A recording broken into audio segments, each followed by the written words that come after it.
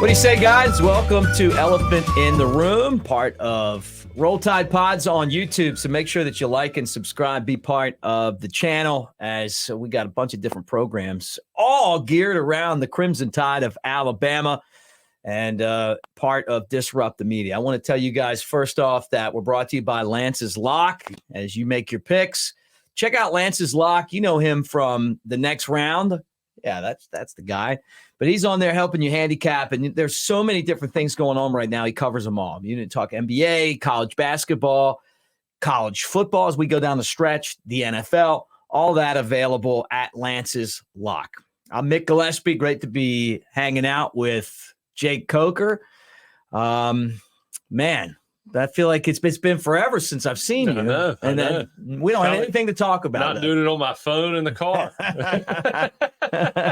Be back in here. There's a good reason to be in here. We have beer. Yeah, that's why I'm here. Yeah. Welcome back. Wow, dude, what a game, man. Man, it's one of those games. I just I know we talked about it when I walked in. I always love beating Auburn.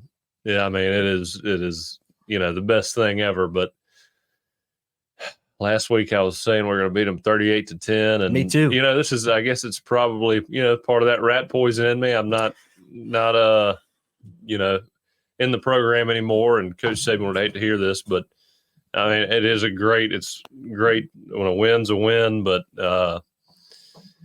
we just, we didn't seem like we were there to dominate Auburn as they. We need to stop talking shit in the media and just go play. Yeah, right. I kept hearing all the stories about we plan to go to Auburn and dominate. Right. We plan to go to Auburn and dominate. I don't want to hear it. Just do it. Yeah. The most dangerous guy is the quiet guy in the corner. You've said that before. I got a couple thoughts on this game. It's the same officiating crew that was there at Tennessee last year. Those guys suck. It was so frustrating. Horse shit, man. And frustrating is good. Probably a better term than horse shit. But yeah, I mean, it just gets to the point where you're like, what the touchdown to me. I mean, I said it while I was sitting there watching the game. I was like, that is a get back call for that face mask. Right. I mean, the touchdown right there. And I think we talked about this before. I think the game's over. It's over. The guy made 5 completions, 16, 5 of 16 throwing. Like, you can't come from behind running the football like that. No. I mean, they had several touchdown drives where they did not throw the ball. I know. It was crazy. When they had a hat on a hat, they pushed us around. I know. It didn't matter. After that, holding brought that touchdown back, and then we didn't score. Oh, yeah. You have 5 or 6 guys blocking, and not one guy wins on defense, just getting pushed, and you got to rely on your DBs to make tackles. Yeah, they were getting beat at the line of scrimmage. You knew that Thorne couldn't throw the football. One time we didn't even cover the guy out of the backfield. Hugh Freeze obviously game planned for Alabama instead of game planning for New Mexico. I was about to say, I made a comment last week. Obvious. Does 2 weeks make a difference or no? It does. They do for Hugh Freeze. Yeah, the I's were dotted, the T's were crossed, man. I mean, give them the credit, right? I mean, everything that I felt like everything. You think about the talent that he had on the field, and he almost beat Alabama, and the majority of what he did. I mean, it wasn't talent that beat Alabama or came close to beating Alabama. It was all coaching. Yeah, he had guys in the right place. I mean, they were the way they run blocked was as good as you'll see in any college game all season long for any team. To be able to block Alabama that way, push them around, and really there were no misassignments when they were running the ball. Everybody was blocking who they were supposed to. There wasn't much confusion. It makes you nervous about what Auburn can be in about 3 years. You know what makes Auburn fans nervous? The thumb.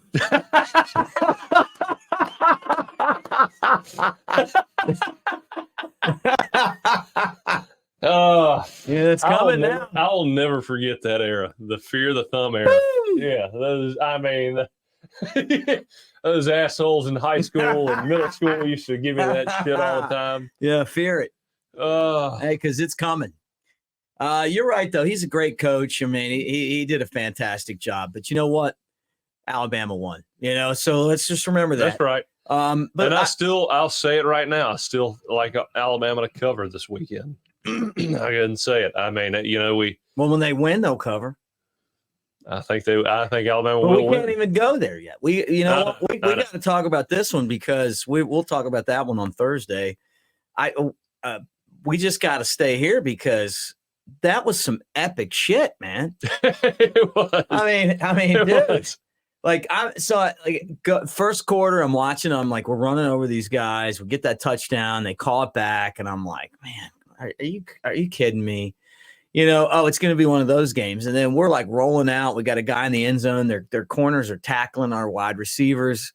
So 1 minute we're calling, like we're going to call everything. And then the next minute we're not going to call everything. Oh, yeah. And then, there's three guys shifting and they snap the ball, but that's, offsides on Alabama. And Burton catches it on the side. It just starts to turn into one of those games where you're like, okay, I see. I've been here before. It was in Knoxville a year ago, not quite as.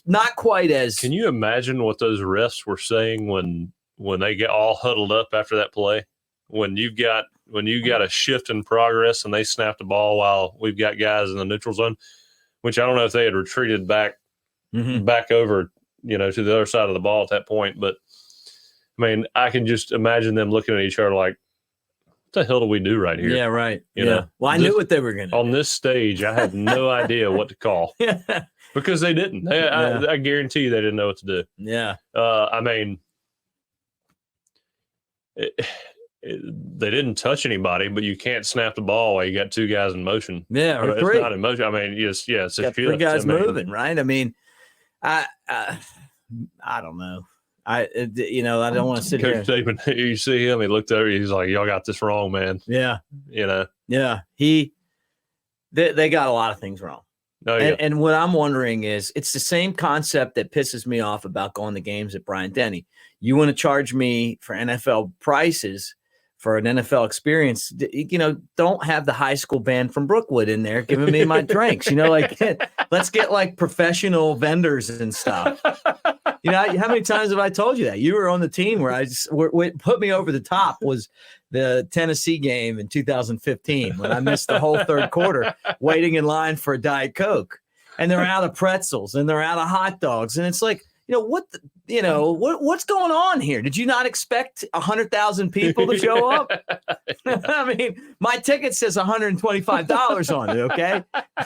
Like, I want the Titans experience. It's the same. It kind of feels you're paying $10 for a hot dog. Yeah, but or maybe I want the Falcons experience. Yeah, they're even better. Did you know that experience? Oh, yeah. And you're paying $3 for a hot dog. but the thing about it to me is that the SEC obviously has one crew that stinks, and they need to do something about it. They've got the money to pay these guys. I didn't realize it was the same crew from the Tennessee game. Right off the bat, man, people were messaging me going, oh, you know who that is? And it's like, who is it? Oh, gosh. Well, yeah. I remember looking at the differential between NFL referees and SEC referees, and it's a huge gap. Have you ever looked into that? No, but I'm sure it is. It's kind of crazy. I mean, I think, these, at least I remember thinking at the time, I was like, man, these guys, which I'm sure they have other jobs, but I mean, I was like, NFL referees, you're a referee in the NFL, you're doing pretty good. Yeah. No. Referee in the SEC, you got to have a job during the week. Oh, yeah. Well, the guy's name's Jason Autry. He was the guy that everybody was texting me, like when all the weird bad calls and stuff, Did he graduate from Auburn or Tennessee? I don't know. I think that he's probably the guy going. He got his undergrad at Tennessee and his master's at Auburn. I don't even want to say it. He's got a little bit of booger in him. I'll say that last year's Tennessee game was the game where I was like, they need to be paying these guys more, because if it's with gambling legalized in so many places, it's easy for them to make sure that the spread stays where it needs to stay. Yeah. And I'm not saying that guy did that. I'm just saying, like, if you're not getting paid enough, right, you can make a lot over here. Well, I used to work with Tom Roberts, and he's retired now, so I can throw him under the bus. But I love Tom; he was awesome, and Learfield was always cheap to work for. I mean, they just, they were always trying to line their pockets and not pay. And Tom always used to say, "They're going to pay for it one way or the other." You know what I mean? Like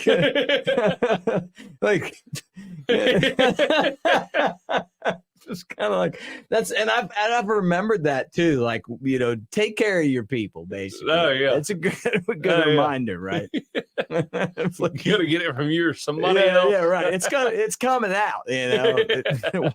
Whether they want to, wherever it's coming out, it's coming out. You might as well just do it the right way. But we didn't turn the ball over.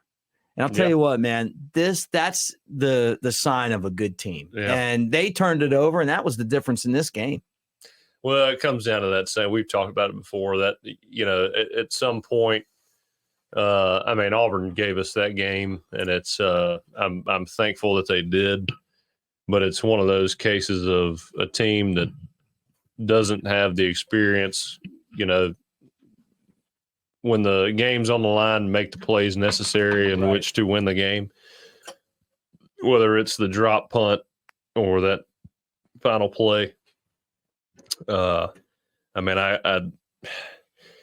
thing I noticed about that game was, Auburn, they really didn't bring much pressure that game. And when they did, or at least it looked like they did, they were still only bringing 4 or 5 guys. Yeah, right.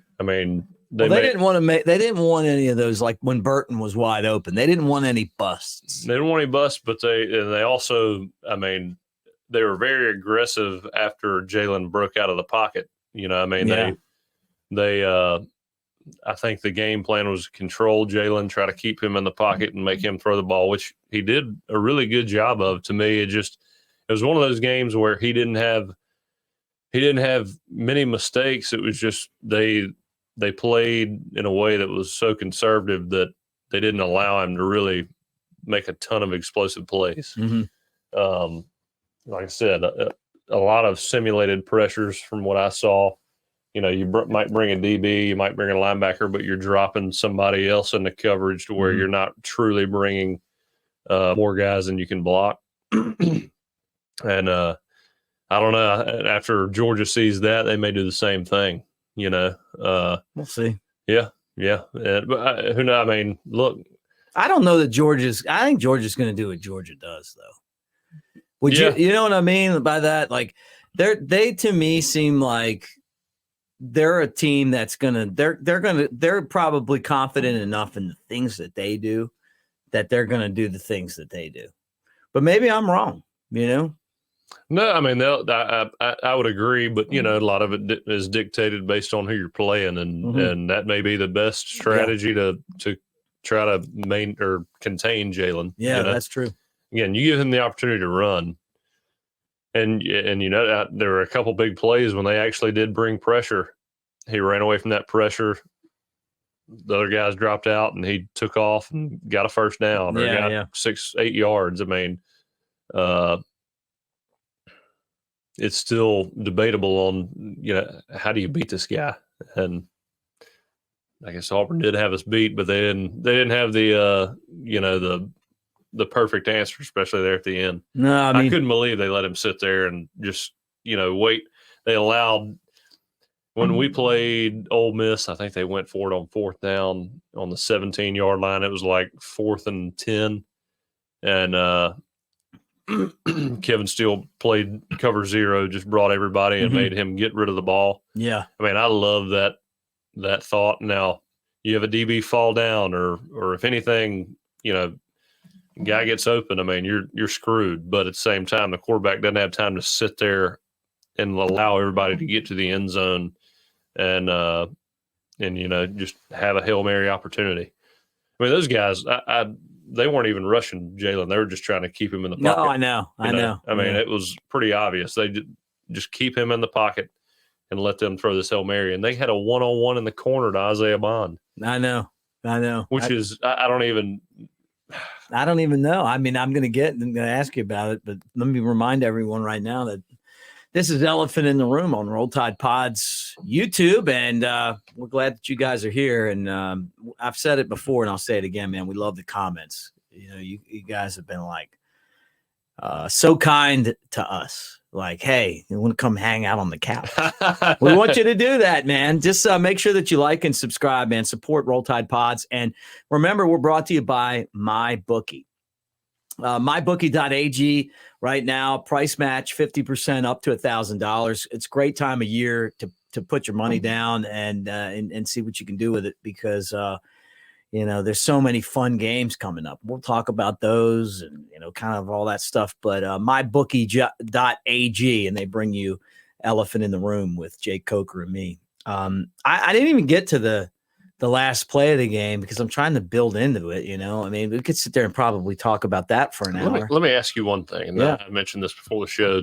What did you think about Jalen and him running the ball? I mean, did it look different? He looked like I talked about this on my post-game show. It looked like someone said, "Hey, man, don't run," and it didn't look like it was because he was hurt. Like in the beginning of the season, it looked like, coach told me not to run, so I'm not supposed to run. Very precautious about running the ball this week. But I don't think it was because he was injured. I think it was, hey, we want you to throw the ball. We need you for Georgia. Maybe I'm wrong. And then when he ran, he like knocked the guy out of the game. Like he didn't get the first down, but he destroyed that guy. That was the weirdest run.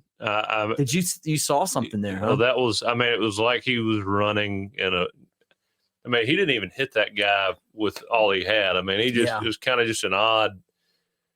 And the thing about it is, he had 1 yard to go. All you had to do was just dive the opposite way, or make a move. He was just protecting himself. And I was like, what is going on here? And maybe it just happened so fast he didn't know what to do. But he texted me. He said that he said that he heard on our podcast that when you see a low number, you run those guys over. Some advice he got from Jake Coker. And so he ran the guy over. He didn't get the first down, but that guy got killed. I can't, again, Jalen, when I watched that, I was like, Jalen could have really killed that guy. He just didn't, it didn't look like he was doing everything he could to just murder that guy. It was like, I don't know, it was just a very odd, that was one of the weirdest runs I had seen him, seen him make, just because I was thinking either he's going to run this guy over and get the first down, or he's going to juke him out and, cut towards the middle of the field and get a first down. But it was just very odd to me. It looked like he was protecting himself. Like he, again, that game, I talked about this with you and Ryan a few weeks ago when we played Auburn, and I had the separated shoulder. And I ran the ball, and somebody had me wrapped up, and I saw another guy coming, and I kind of I feel like I did the same thing, just put my shoulder down, but kind of protecting myself at the same time. And the Auburn fans went ape shit. It seemed like, I guess it looked like I got killed, but I was like, that shit didn't hurt. That wasn't bad, and it just kind of looked the same to me as that. Looked like he was just protecting himself a little bit. But did you ever? Saban comes off as a coach that preaches this. I've been around sports, mostly, obviously a lot of baseball, right? Yeah. And there's guys in the game that talk a lot about, and I've heard this since I got into it, respecting the game, treating the game with respect, treating your opponent with respect. Yeah. And it's not always that you're really worried about your opponent. It's that you're worried about the karma that it creates when you don't treat the person that you're playing with respect. Mm-hmm. And it just seems like Saban's a guy who would preach that, because it just seems like all of his teams do that. Now, I don't know, you played for him, if that's even something he's ever talked about. But the reason I'm asking you that is a guy named Mike O'Reilly decided to just beat up on James Burnham. and the Alabama punter. Like he throws him down. Did you see that? He's like laying on his side and just kind of keeping him on the ground. He looked like it felt like a bully in the lunchroom. Oh yeah. And then I've said, and I still believe this, that right there was a disrespect to your opponent. It's a disrespect to the game. Oh yeah. And so what did Burnup do? Burnup took that, kicked the shit out of the ball. And it just because he kicked a little bit higher, he put a little wiggle on it, it turned into a fumble and Alabama won the game. I don't know. Like honestly, who knows why? But why does stuff like that happen when someone does something like that? It does seem like that. Yeah. Doesn't it feel like that? Karma's real, I swear. Yeah. And that was, that pissed me off. Well, I hated, you hate to see your punter get hit like that because you just know they don't train like everybody else. They don't, it's like. What was that all about? To just like irritate the crap out of this guy so he kicks the ball a little bit higher next time? Yeah. Like he was having a shitty game anyway. Remember, like he was like kicking all these ducks and stuff. Like I would just. He was just walking back. Just walking down the field. I just think like that was to me. I was like such a turning point, even though it's just totally superstition. Like this right here. Saw that guy fumble the ball. And then the best part about it is Malzahn didn't even know who was in the game. Did you see that? The post game? You don't even know who the Auburn coach is. You just said Malzahn. Same thing, Hugh. I should have just played it off. I had to do it. It was perfect. Yeah, it was. But he's like, he didn't even know. He's like, I don't know who caught the punt. Yeah. They're like, oh, it's so and so. No, so I didn't know why he was in the game. Like, okay, like he did a good job. I love the fact that I felt like I saw the same press conference twice, after the Georgia game and after the Alabama game. But so now we get the ball. Let me just take us through this here. We get it down to the 6-yard line. And all of a sudden, Seth McLaughlin is claiming that somebody else clapped and he snapped the ball. And I get it. You see on the video. I was going to bring this up too. You see on the video and all that. But is that happening every game now, where somebody's coming up and clapping? And I think so. What about earlier in the game? Like, how do you fix that? You don't go on the clap. It's the dumbest shit ever. Okay, I hate it. I think I brought this up on the podcast before. Bring it back up again. Lane used to always want to go on the clap, and I think the clap would be great if you weren't playing in front of 100,000 fucking people. The clap's never great.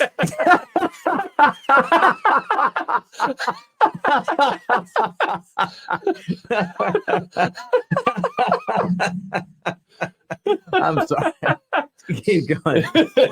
Ignore. I'm going to put you in the big box and me in the little box. I'm going in the penalty box.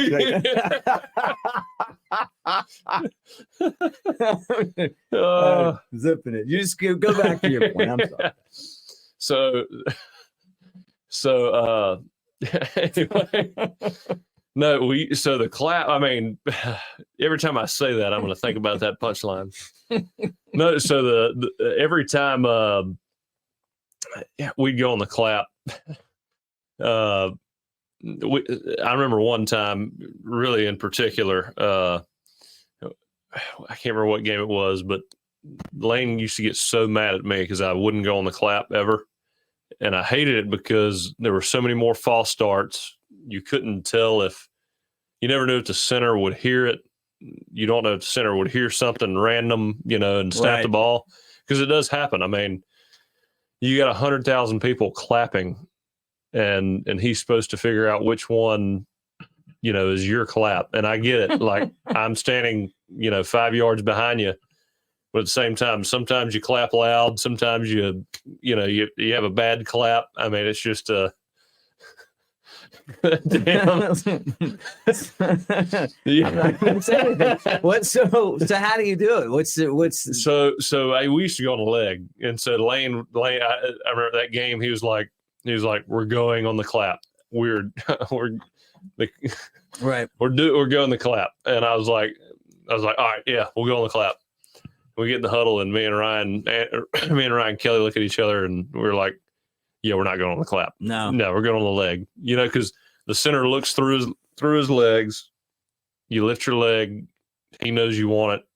Then you snap it. Yeah. It's a visual indication rather than having to hear it. Yeah. And when you're playing at Auburn, Auburn's loud.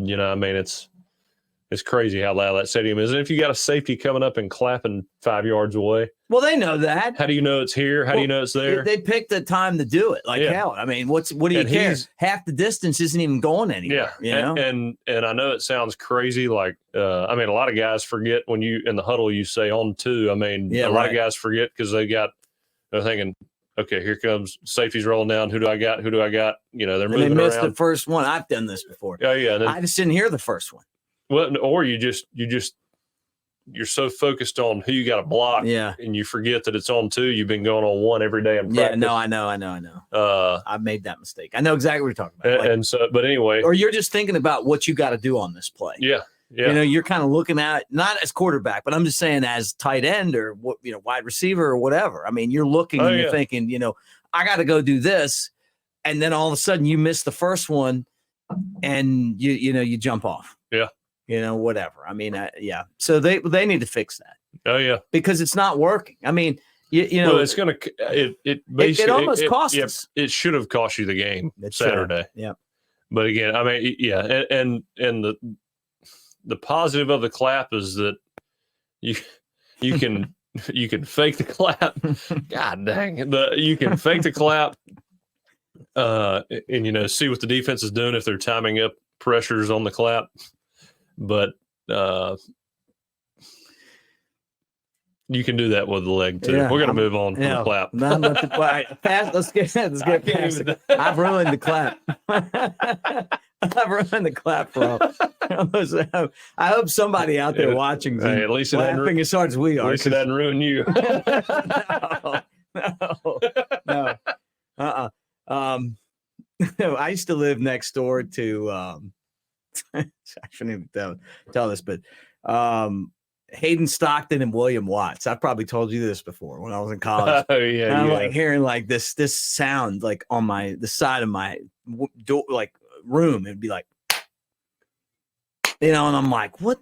I'm good, and I'm going next door. I'm gonna straighten these guys out. Go in, and I forget what the snapper's name was. This is back in the 90s. The guy snapping the bar, and the sound was them when they missed it and it hitting the side of the wall where my room was.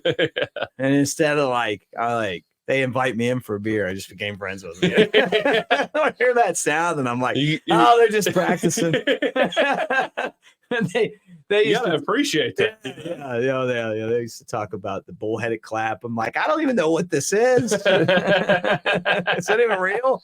Is that something from Coleman or Op or somewhere? I've never.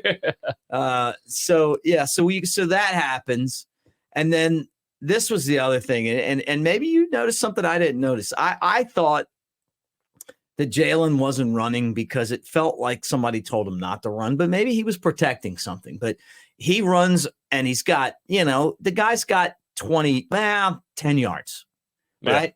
And instead he goes past the line of scrimmage and then comes back and throws the ball. Now, have you ever seen that many scenarios where a quarterback runs past the line of scrimmage? But I will tell you this. It was a flaw in the Super Techno Bowl back in the day. You could actually run your quarterback out and then run him back and throw the football. So I'm sure, hopefully Lance Taylor gets that. Well, you'd run him around and then you could go back but that's not the rule. Once you go past, you can't throw it. You can't throw it anymore, And so we did that, and that was a penalty. And then that sets us up for fourth and goal from the 31. And I'm in this studio, and I'm getting ready to do a post-game show. And honestly, I was just I'm getting ready to go on. And I've been doing post-game shows forever, but they're never fun when you lose. Yeah. But to lose to those guys, it sucks. And now, especially a 6-5 Auburn. yeah, right. And you're 10-1, when right? you're looking at the playoff berth. Yeah, right. I mean, they were playing to ruin the season. And they were there. And then had they won that game, who cares about anything else? I know. They wouldn't care about the season itself. I know, man. And I'm in here and I'm like, I'm watching and I got the game on and I just see him like not rushing anybody. And and honestly, as crazy as this sounds or stupid, I was at a staff retreat 2 weeks ago. We were playing flag football and you couldn't rush. And it was like the same thing, like guys standing back and, like looking. And I'm like, man, nobody could, I want some film. It was it was a 3 Mississippi rush. You could rush after 3 Mississippi, but the first game, nobody was doing it, Yeah. And every pass was complete, because you just sit back there and wait. I'm watching and I'm like, these guys aren't rushing, and then I see him throw the ball. And then I see him catch it. And then I'm waiting for the flag. And the thing about it was, like, we caught the ball and we just ran off the fucking field. It wasn't like I just, Isaiah Bond wasn't even like, you know what? I caught this ball, which is Daniel Moore print worthy, which is, this historic rivalry. It's Iron Bowl gold. It's what we talk about. I mean, I sit here and my first game was the 96 Iron Bowl. I still see Dennis Riddle running in from the pass from Freddie. I mean, we talk about it. This game is so significant. Coker to our Darius Stewart, like these get, you know what I'm saying? Like these plays, like we remember all of them. But this is like, 10 years of listening to the Kick Six, and now we have the most significant catch we've ever had in this game. I watched. Think about that. I remember I was sitting there just 4th and 31, and I was sitting on the couch, and I'm watching it with my my wife, my father-in-law, my brother-in-law, and his in-laws, and we're sitting there, and I mean, I'm just ready to just go drink a beer and sit on the back porch. Like, I'm just done. And which is way better than answering calls on a post game. We lost to Tennessee, and a guy named Peanut from Nashville. He didn't hear from him this year, but he trolled me for a while. Just to throw that out there. Well, we're sitting there. I'm filling my beer up. We're sitting there, and I'm sitting on a couch by myself, and everybody's kind of standing up, and that ball goes in the air, and he catches it, and it's like, I mean, 2 or 3 seconds go by. My brother-in-law's like, "Oh my God, he caught it!" And then we all realized he caught it, and it was like 10 seconds after the actual touchdown. And then the whole room erupts, and we're like tackling each other. Oh, yeah. It's like, holy shit. I know. I was yelling and screaming. I'll never forget that. It was crazy. I can't watch. Like, I went to a party 2 years ago here in Fairhope for the Iron Bowl, and then I was going to come back here and do the post-game show. Yeah. And then about halftime, like the Aubs were just, I had to go. Oh yeah. And you know me, I mean, that's not me, like I'm not one of these Alabama fans that like is like that, but there's one game. Oh yeah. And that's the game. Like, I just can't, I just rather sit in here. I came in here for the fourth quarter and, last time that game, the Bryce Young game, I locked everybody out. And then my wife's beating on the door when we score, to tie the game. Like, stay out of here. Like this one, same thing, man. I came into the studio to hang out because, it's like, man, losing to those guys. And I guess that's what makes it, I think it's the best rivalry in football, man. Like it. Oh yeah. I'm going to talk my shit about them, but I have a lot of respect for them. The way that they show up for these games, and us too. It reminded me of Ed Sissom, like the year that Dubose was coaching and Auburn had a great team and we had him beat. And then they threw that ball and he fumbled the damn ball and we lost. We didn't even have to throw the ball. All we had to do was run it. And even if we punt it, they're not going to score. You remember that one? No. Well, I do, and I'm going to tell you, But it felt like this. Bruce Arians was offensive coordinator, wasn't he? It felt like this, probably. Well, it was Freddie. Freddie was a quarterback, right? Yeah, it felt like this. Yeah, Bruce Arians for us on the other side of it. We had them beat, as Denny Green said. We knew who they are, who we thought they were. We had them, we let them off the hook. We had some discussion, because Bruce Arians was in Arizona, and so was Freddie. Bruce was the head coach, and Freddie was the quarterback's coach. And so I heard them tell that story when I was sitting. Really? Oh, yeah. They had them, man. So you heard it from them. Oh, yeah. What'd they say? Just a bad deal. It didn't work out. Yeah. It's good play call, but just didn't work out. See those Auburn fans crying? That was one of the best parts. Oh yeah. I was going to tell you that right now. Like, I made fun of them, but I've been there. We when Sissom fumbled that ball, we're like, and honestly, if they had instant replay back then, I don't even know if he had it long enough to even be considered a real catch. I think my father-in-law and one of his buddies tell me a story about being there for that game, and they snuck in some alcohol, and they're like pouring celebratory drinks, and then all of a sudden it's like, we just lost this game. Yeah, why did they do that? It was like, why did we do that? I don't think Hugh Freeze, not Gus Malzahn, Hugh Freeze.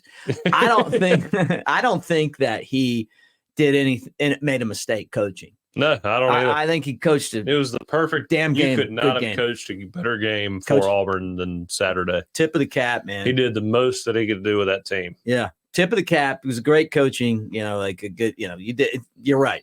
And I'm like, they're like, oh, and this guy transferred from here. And it was like a whole team of transfers from places that, he played at Kansas. Like, come on, man, they get this. And we're all he could do. Guys. It was all he could do with what Harsin did. Yeah, right. Yeah.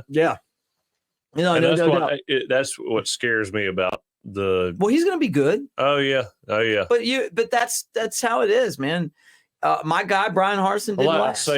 I say that. I mean, when they fired Harsin and they were doing the whole coaching carousel, I was like, the guy that I fear the most for Auburn to hire is Hugh Freeze. Mm-hmm. I mean, the guy very creative, so hungry. Like his is his pretty much his last chance. If he does well at Auburn, then he's back on the map. Yeah, and so he's so hungry. He's such a good coach. I mean, that guy, he's going to recruit. He can call plays. I mean, he's going to do fine. Bright. He's going to be tough. Alabama's got a guy that's pretty good though too. Oh yeah, and it's like hopefully for a little bit longer. Yeah. Well, what happens is this. I mean, we saw it in basketball. They go out and get Bruce Pearl, and it honestly, it turned out to be one of the best things that ever happened to Bama basketball. Oh yeah, because instead of like our women's team, where we got an awful coach that has no clue, we go out and we get like one of the best coaches in basketball. Yeah. And we have one of the top coaches, like he's probably the hottest coach in college basketball. And their guy's good and our guy's good. Because if we weren't, we were going to get killed by these guys. Being in his prime and being young. Yeah. Like there's Greg Byrne, what a job. Yeah, I know. Hiring that guy. I know. Like we used to treat them both the same, women's and men's basketball. Now it's like, hey man, like we're constantly pushing. When Alabama plays now, people watch. Yeah. I had this conversation last night with Baron Huber. Like, she's like, man, I watch every game. I got to know what's going on. It wasn't like that when I got big Alabama basketball games. I like watching them as much as I do football games. You played hoops though, right? Played in high school. Yeah. I could play a little bit. Could you dunk? Oh yeah, I can dunk. Okay. Yep. I thought I was going to play basketball before my junior year in high school. I started working out with David Morris in Mobile. He owns QB Country, and he played at Ole Miss. And I started playing quarterback when I was a freshman in high school. And I just played for fun. And then I worked with him, and he was like, man, you could play D1. Like, really? You can play somewhere. And I worked out with him all the time, and he really got me a lot better, and I ended up going into my senior year that summer. Nobody knew who I was, and Jimbo offered me, and that's when everything kind of blew up. But it was wild. Just got in the game late, and he coached me up and helped me get all the offers I wanted. It was just hard to believe. You're talking about football. He wasn't coaching you up for basketball. No, for football. For football. Because prior to that, I thought I was playing college basketball. So, basketball. So, what were you like, Christian Laettner? What you look like him. What kind of game did you have? He was a damn good player. I was an all-state basketball player in high school. I wasn't playing in Alabama. Were you? What was your game like? Threes? When I was focused on basketball, I could really shoot the three. Really? And at 6'5", shooting a three. Yeah, draining some threes. But everybody's 6'5", and do. Don't undercut yourself. But I could have played at a smaller D1 school, I think. Yeah.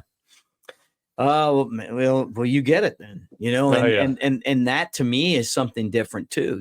As someone that covers Alabama as part of their career, it's like, it's time to like really pay attention to basketball. Yeah, I had you know what I mean? Like, who would have ever thought this? No, that's right. But we're good, man. Like we're and the thing I love about Nate now Oates, when Gonzaga's on the schedule, you're like, we can beat them. We can beat them. We got a good chance of beating them. Well, we used to like hide from Gonzaga. Oh yeah. You know what I'm saying? Like now it's like, hey, when do we play? We play like the toughest stretch in the country over the next week because Nate or 2 schedules weeks. the real team. I love it though. It's Me great. too, man. Play them all. Yeah. If you're good enough, you're good enough. If you're not, you're not. Yeah. Don't protect yourself. Dude, that is exactly it. Well, when you're confident, that's what you do. And grow the brand. That's how you grow the brand. Well, look at football. Are we running from anybody in football? Yeah. That's right. Who did Georgia play outside of conference this year? We played Texas, and if they can keep on holding that against us, that loss. But you know what? True. We could have played somebody that sucked, and then they've always claimed that we could have played Michigan schedule. Yeah, right. Yeah, you're exactly right, and that's something that needs to be kind of pointed out too. Refill. Yeah. Same thing. Yeah. Give you a new good stuff. Get you a new. A new Satsuma. That's what we have down here on the coast.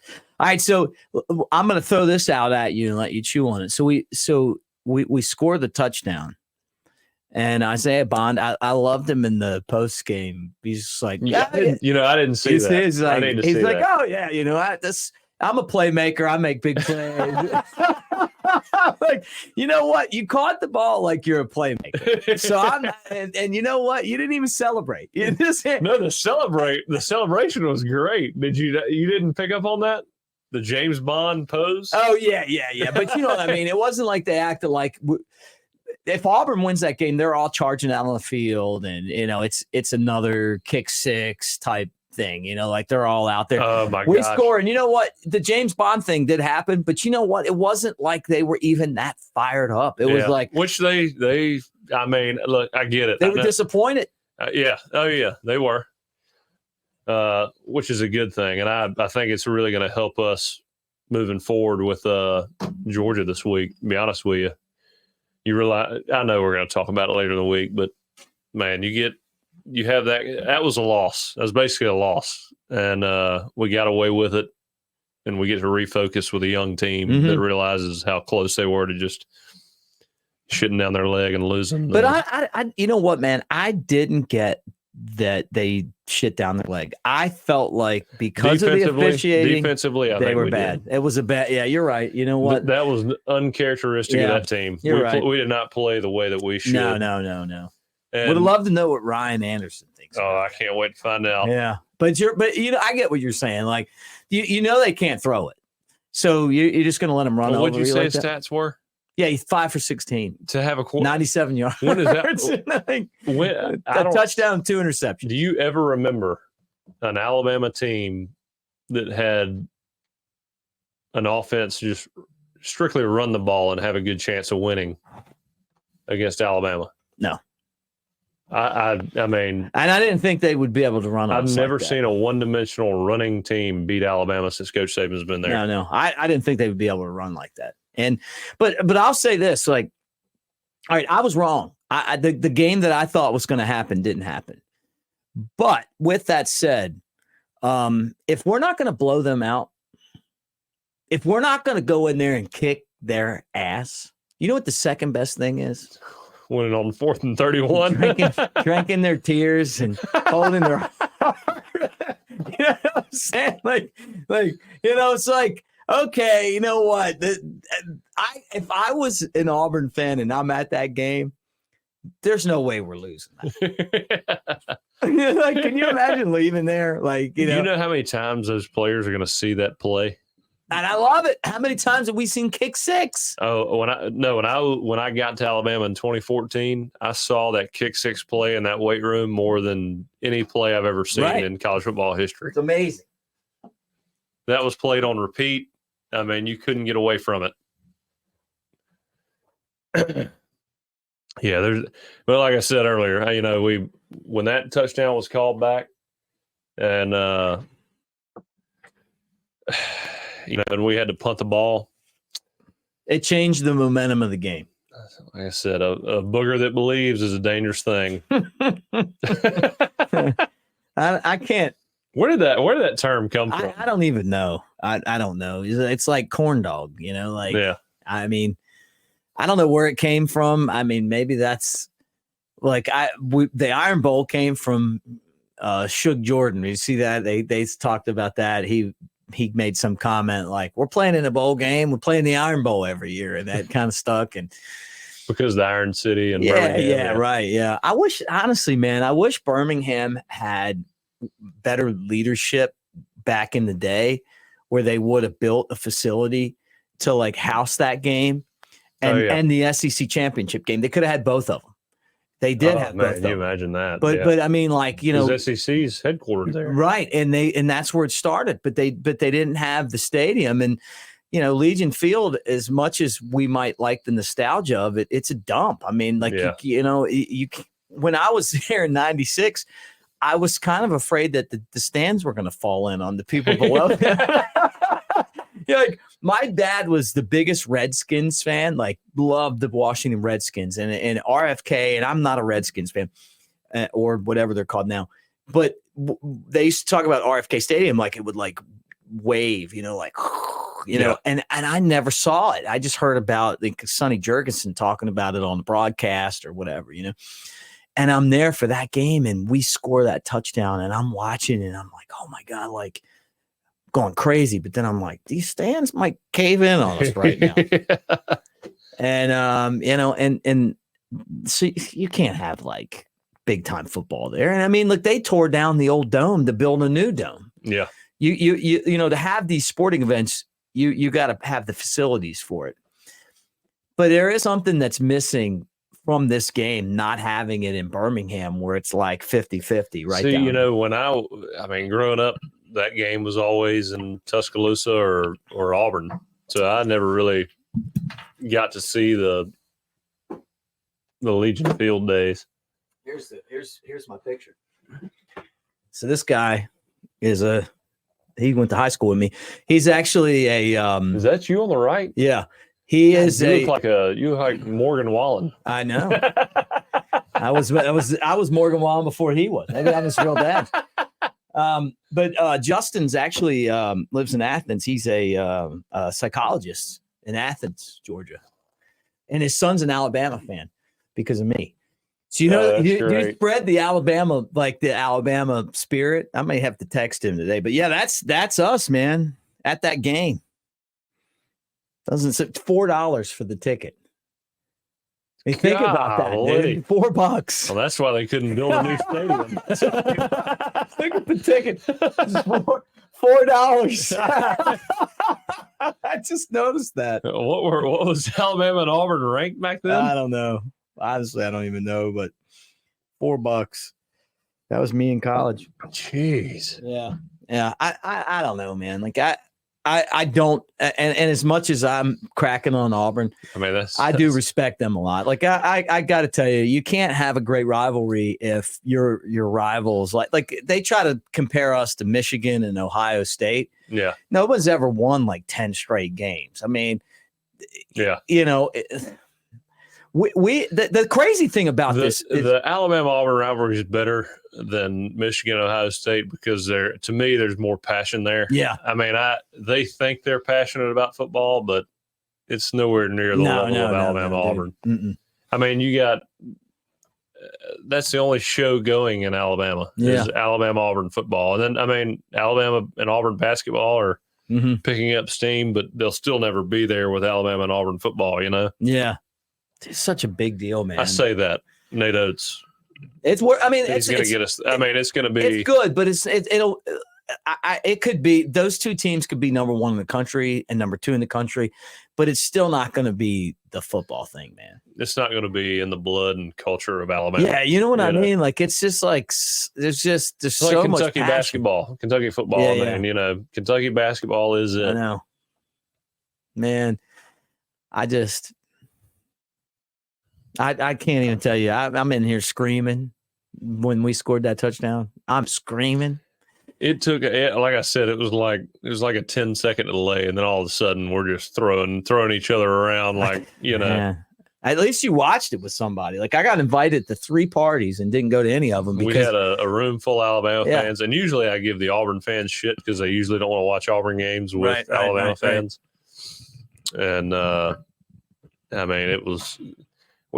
We had one Auburn guy there right about kickoff. He hit the road. Look, I appreciate it. I wouldn't have cared if he'd have stayed. I'd love for him to stay. Yeah, but I would have got out of there. I had that 2 years ago. It was just like, oh my God, is Nick Saban still like the coach? And I'm like, okay, this is the wrong party for me. You know what I mean? Like right off the bat, I'm like, this is not the right place for me. Oh my God. It's like, I heard he was like retiring. And I'm going, why am I here? That was what, 2011? It was the Bryce Young game. Like, and so then when we like just, I thought you said you were locked in here. Oh, you left and came here. Yes, I came back here and I locked myself in here. I was like, leave me alone. Did you have all those people here? No, I was at somebody else's house. Okay. And I'm like, man, I can't do that. I was about to say, if you orchestrated all that, man, no way. I'm having I think, and you're invited. I think I'm going to have like something here on Saturday for the SEC championship game. If I got to come in here to do the post game. If we win, that's fine. It'd be great. If we lose, it's not the same. You know what I'm saying? I'm not going to be. It's not losing the 6-5 Auburn. You know, I mean, they beat you, they beat you. You know, but if they don't, they don't. People were kind of like, "Hey, we want to come over." So I'm like, "It's fine. You know, get the deck out there. You know, I got the spot for it.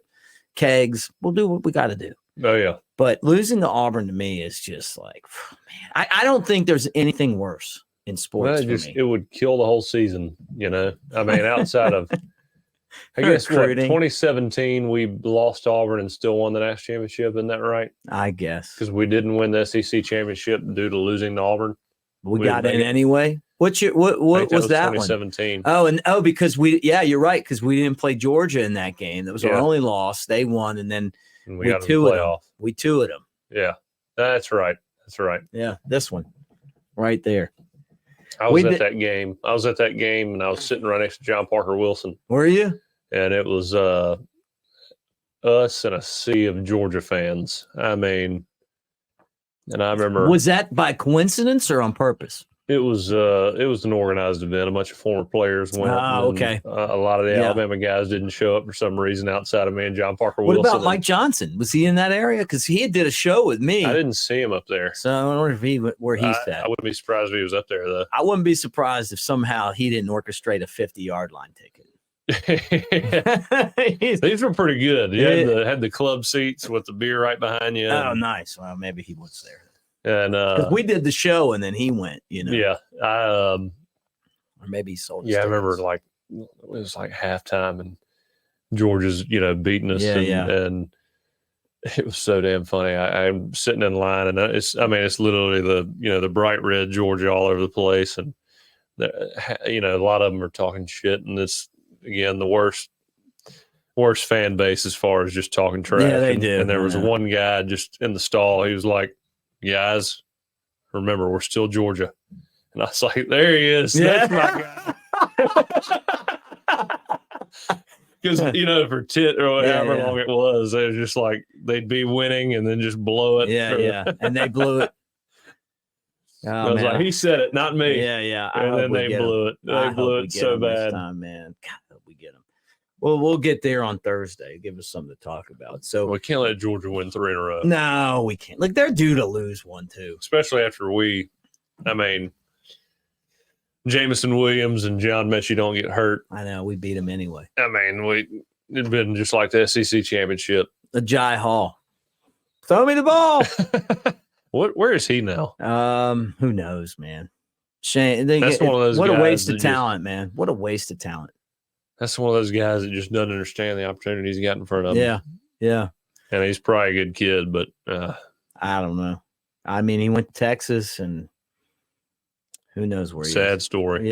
Yeah. Missed opportunity in life, man. You don't get a lot of great opportunities like that, man. Playing for Nick Saban, like these guys, like, think about this. Like, you're talking about Hugh, and he is a good coach, man. But these guys, like, you got to play. These guys are playing for the best coach ever. Oh yeah.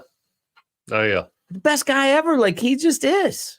Mm-hmm. You're learning life lessons from this guy that, like,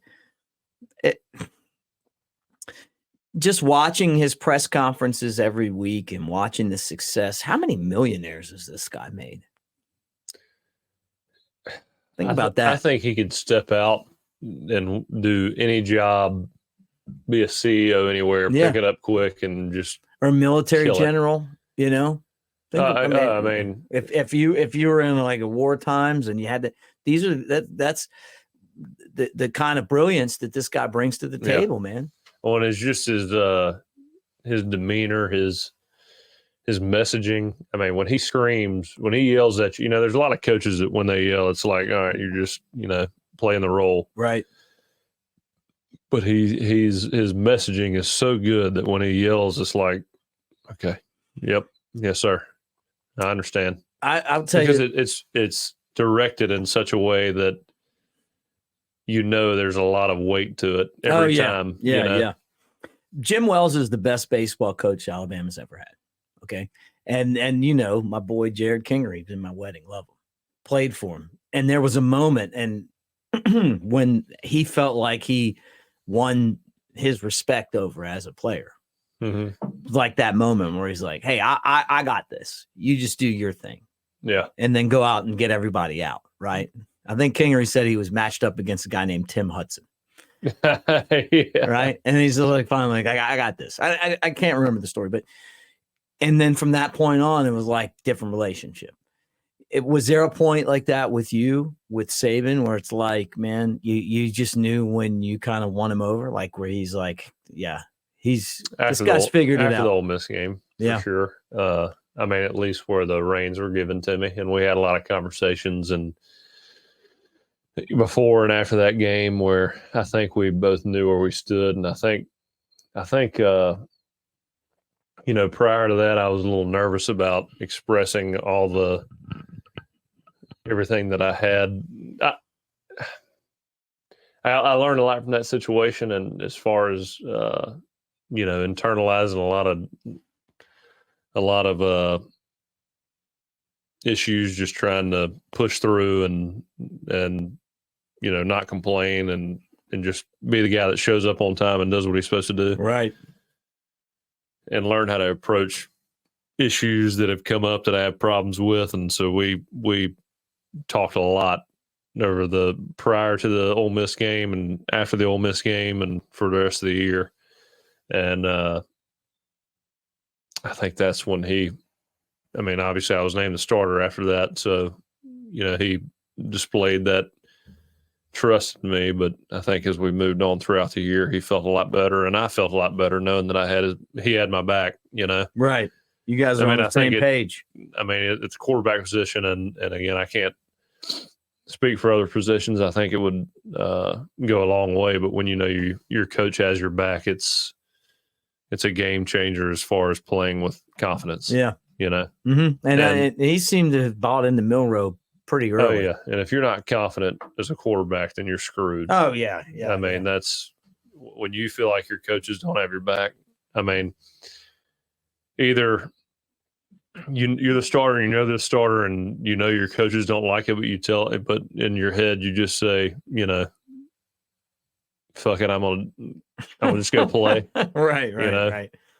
Or your coaches have your back, and it's a great mutual relationship, and you play together, and you play with that confidence. I mean, it's either one of the two mindsets, and I had both of those mindsets at different points in the year. But when the best that's ever put the headset on is telling you he has confidence in you, man, it makes you play like a whole different player. Yeah, right. We've seen it with Milrow. Oh yeah, think about the Milrow we got now. That guy, even this weekend, I mean, like his stats look good, and I mean, I think there's a few things he could have done better, only because of how good a player I think he is. I mean, average players, I don't think make the plays that he made. I think individually himself could have played a little bit better, just because I think he's a really good player. I think he had a few missed opportunities. But the way that guy is playing now, I mean, did you see the way he was maneuvering in the pocket? Yeah. Stepping up, it's crazy. Stepping to the side, biding time within that little 4x4. Yeah, making good throws. And making those throws. I mean, the guy's playing like he's been playing for 4 years. Yeah. It's a completely different kind of player. And he didn't make outside of maybe one corner throw that was dangerous, I'd say is dangerous. He threw it perfectly, so it didn't matter. It was incomplete. There's nothing really I can point to that says, man, that was a dumb throw. That was a true mistake. Yeah, he's got control of the team too, man. I mean, they respect him. He's only sophomore. I mean, that's the other part. It's crazy how good he is. At this point in the growth that he's shown. Yeah. But you need that time. Yeah. You need the time. Well, they won the football game 27-24. And now they go on to Georgia. Let's talk about like the college football playoff rankings, because now it's time to talk about if Alabama wins, they got to be in, right? You have to be in. You can't leave Georgia and Alabama out if Alabama wins. Well, LT today on the next round said if Alabama wins, he thinks Georgia and Alabama are getting in. Yeah, I mean, you can't. That's not going to happen, though. I mean, I don't think so. I love you, LT, but there's no chance. Dude. I heard Tony Sakalas say that too. There's no chance. No, they're in. They're not going to they're not putting Georgia and Alabama in. One SEC team's getting in. Yeah, I mean, because they're going to put the winner of the Michigan's in. Yeah, Michigan's playing SEC, a cupcake. Yeah, SEC champs in. Oregon's going to beat the hell out of Washington, in my opinion. They are. And then Texas is going to be in. So they're going to be those four. SEC champion, Michigan, Texas, and what about Florida State? Well, I think they're going to lose this weekend. But what if they win? I don't think they're going to put them in. You think because they feel like they're limping in right now. If the quarterback had not gotten hurt, I think they're in. But I don't think there's any way. Again, the ruling is it's all objective. It's who you think the best team is. Right. They're not the best team with the second string quarterback in there. No. And I think I hate to. I'm not dogging the guy. I'm not dogging the second string guy, but I mean, it is what it is. He could be a Heisman winner in 2 years, but he's not that guy right now. So if Alabama wins and it's Florida State over Alabama, it's Texas, it's Florida State, Texas, Alabama's out. I'm just telling you, they've already laid the groundwork for it. On game day, they did it. So you think 2 weeks ago they did it. But I mean the first off, we get the AP and we get the college, the AP and the coaches poll, and we're still number 8, which to me is complete. Can I say shit? Ohio State doesn't even have a chance to do anything. Ohio State's not making it. You got to move them back just to get them out of the way, and they're still ranked ahead of us. Yeah. That's not. But you don't even think that matters. Do we see something different in the? It doesn't matter the poll yesterday and tomorrow when they announce but it doesn't matter to you because you beat Georgia. And I still don't think it matters. I think you got to beat Georgia. You beat Georgia, you're in. I mean, you can't be the 4th seed. Out.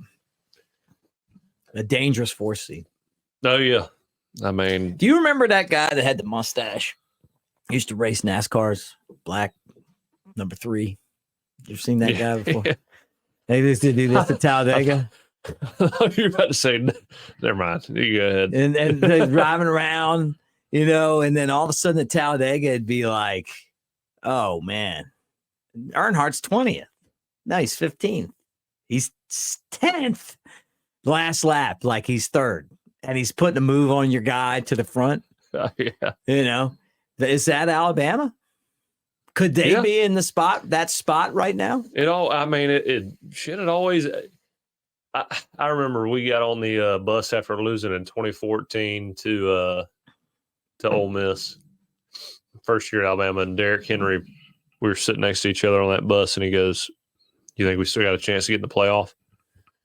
I was like, "Derrick, if we win every game, I don't think it matters. I think it's the same. As long as you lose a game early, you're good. And end up strong at the end of the year. Win the SEC championship, and there's no way they're not putting an SEC champion that's got one loss and just beat a team that won 29 straight. Yeah, there's no way you're keeping them out of the playoff. Yeah. That's the strongest win of anybody in the country. Yeah. Ohio State. I know Michigan beat Ohio State. And I guess that's a good win. But who's Ohio State beating this year? Notre Dame? Is that their biggest win of the year? They're not even that good. And Notre Dame's, they lost to Louisville. They've lost to Clemson. They've lost a third game. They lost to Ohio State too. But yeah, they're no good. I think that's their best win of the year, isn't it? Yeah. No, I'm with you. I mean, I'm just. Who in the Big Ten is any good this year? Iowa. Let me pull up. Let me tell you about Iowa, 10-2 Iowa, which is the big matchup that they have this year in their conference championship game. Because I want you to know about Iowa and what they're bringing to the table in this game against Michigan. In this marquee matchup. Oh yeah, like you can go ahead and put Michigan in. If Iowa beats Michigan, I'll walk to your house from my house, like across the bridge. Now, I'm taking the causeway, but I'll probably get killed on the Bayway. You talk about awful football. Somehow Iowa's 10-2 and these blockbuster wins. They beat Nebraska 13-10. They beat Illinois 15-13. They shut out Rutgers 22-0. They had a powerful 10-7 win over Northwestern. They lost to Minnesota 12-10. They didn't even cover I think the over-under in that game was like 20-something. Good God. They beat Wisconsin 15-6. They beat Purdue 20-14. They beat Michigan State 26-16.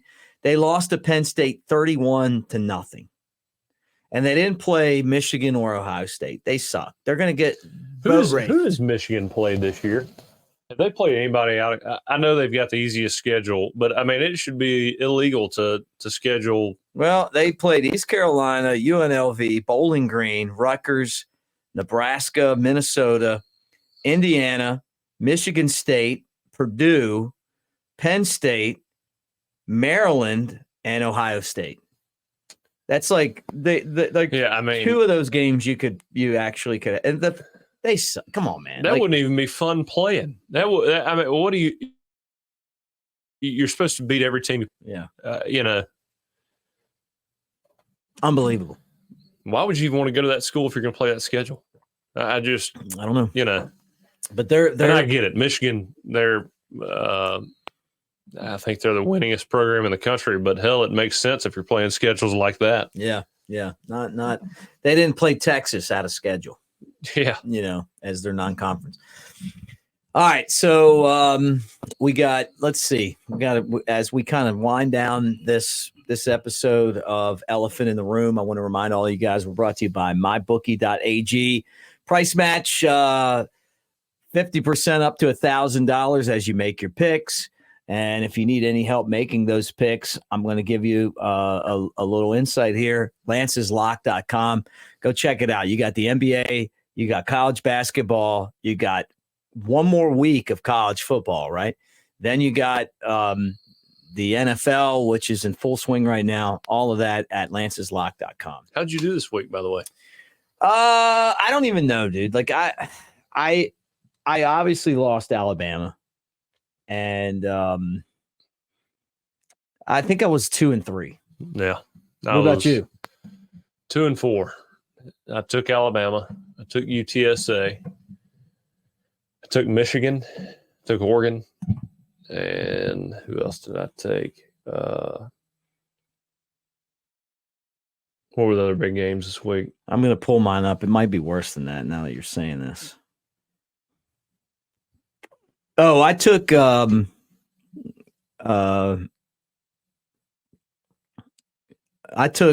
Oregon State and got 13.5. So I won that one. And then did you tease it or something? No, what was the final score? It was close, right? Oh no, I lost that one. They got blown out. Okay, so I'm thinking Washington. So I lost that one. I took Ohio State plus 3.5. Lost that one. I took Florida, so I won that one. That was close, right? Yeah. I won that one. Yeah, I took Florida too. And then right. I took Bama and 14.5, so I lost that one. So yeah, it wasn't a great week. After that 5-0 week, I've just shit down my leg. I should have asked Lance. I should have just went to Lance's lock. And so what did you? So I guess that makes me 1-3. What about you? Yeah, 4-2. Look at you, man. Back on track again. Let me see.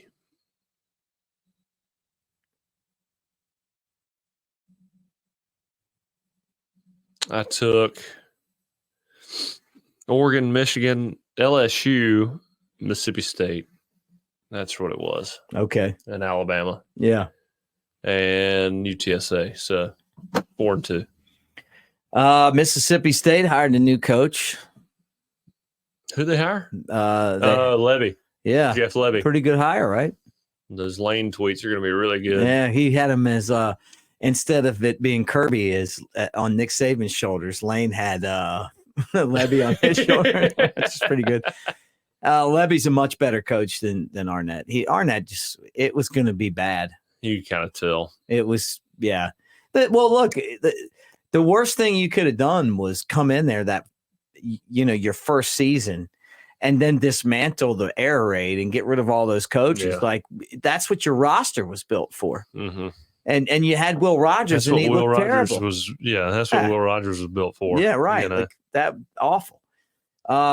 You got a new coach at Texas A&M, Mike Elko from Duke, who actually did a great job. Should we expect not Austin Riley? What about that Riley? What's his name? Riley Leonard. Riley Leonard. Yeah, from Fairhope. Is he? Do you think he's going to transfer to A&M? What do you think about that Mark Stoops deal? I don't know. I mean, like I've heard all kinds of rumors. Yeah, about that. Like I heard that he landed in College Station and just then it fell apart. Could that be true? I don't know. I mean, but could it be? I'll ask around. That tweet that he put out, like I was going to leave. They contacted me, but I wanted to stay here. Yeah, that's such BS. You don't want to stay there for football if you can go to Texas A&M. The NIL is the name of the game. And if you're not if you don't have like Nick Saban, I mean, I'm sure there's a lot of guys that are like, man, I can go make money somewhere else, but I'm going to make millions when I learn from this guy. Oh yeah. They're not saying that about going to Kentucky and getting your teeth kicked in for, a whole season. Yeah, he's done well though. He's a good coach. But don't get me wrong. You know what I'm saying? He just hit the ceiling though. Yeah, right. Like, yeah, you have to have the NIL to be able to like get the guys to be able to make, that's right. You know what I'm saying? Yeah. So I don't know. I was surprised by that. Is it one of those situations where the fan base complained? I mean, Mike Elko, Mark Stoops is to me as good or better track record wise. I mean, I'd love to. If I was a AD, I'd be all over Mark Stoops. Yeah. I mean, just knowing him from playing my time playing and him being the D coordinator. I mean, I love him. Yeah. He is a great guy. He's a great coach.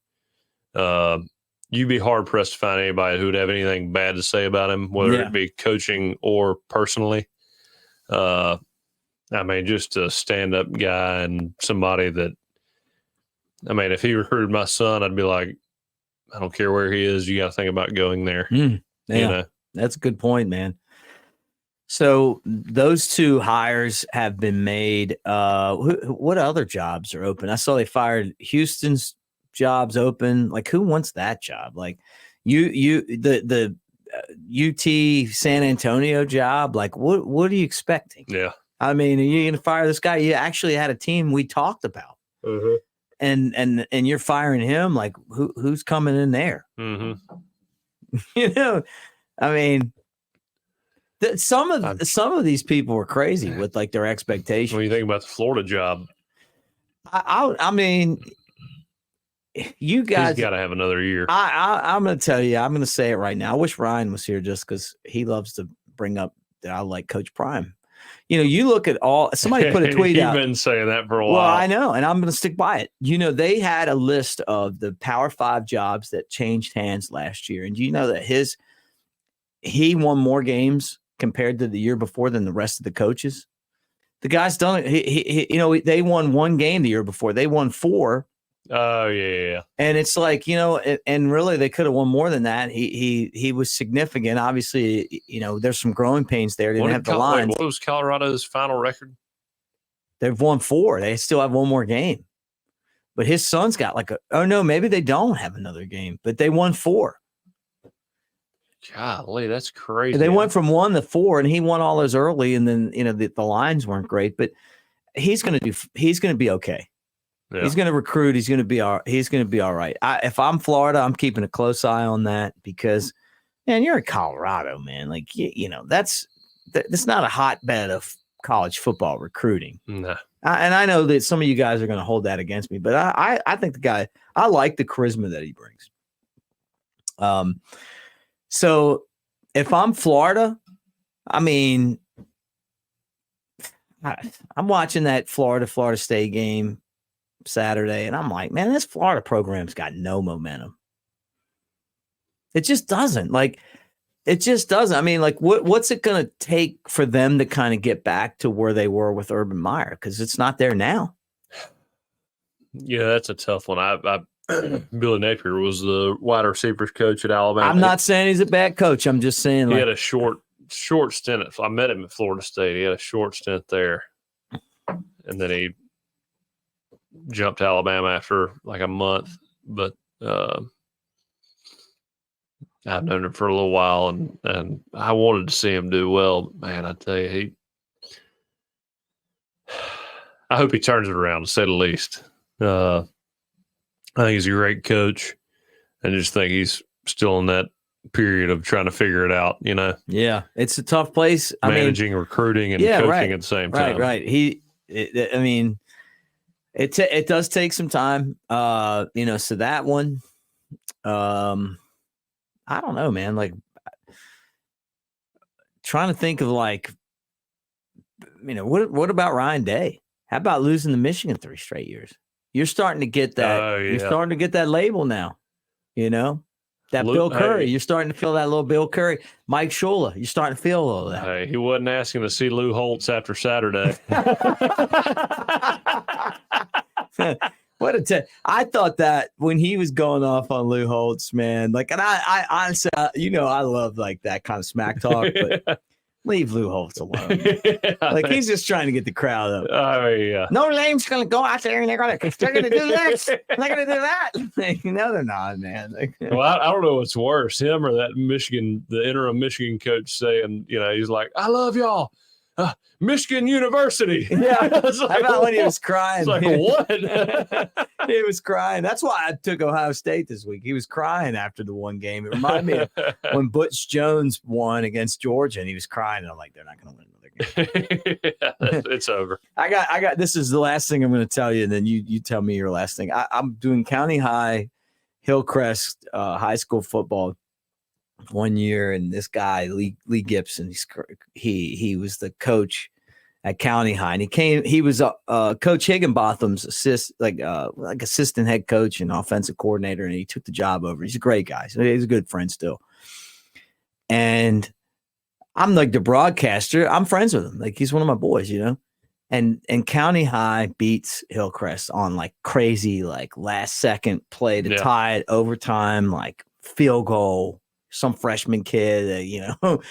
And I'm running down the field like, Coach, like, wow. And he's like, Mick, we expected to win this game. I'll never forget that.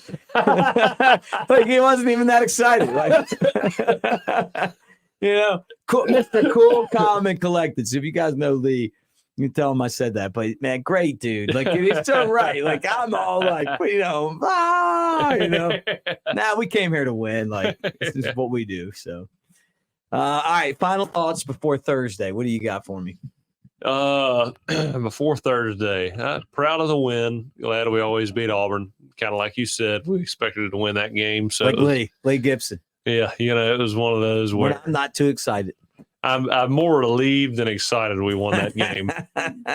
And anyway, I honestly, I think it's a good thing going into this Saturday. Love Alabama. Love the spread on that.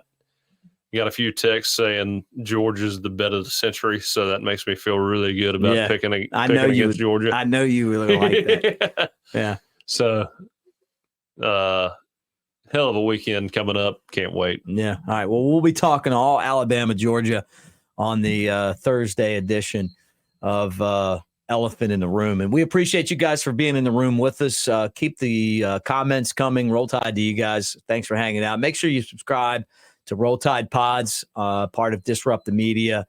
I'm Mick Gillispie. That's Jake Coker. Roll Tide, everybody.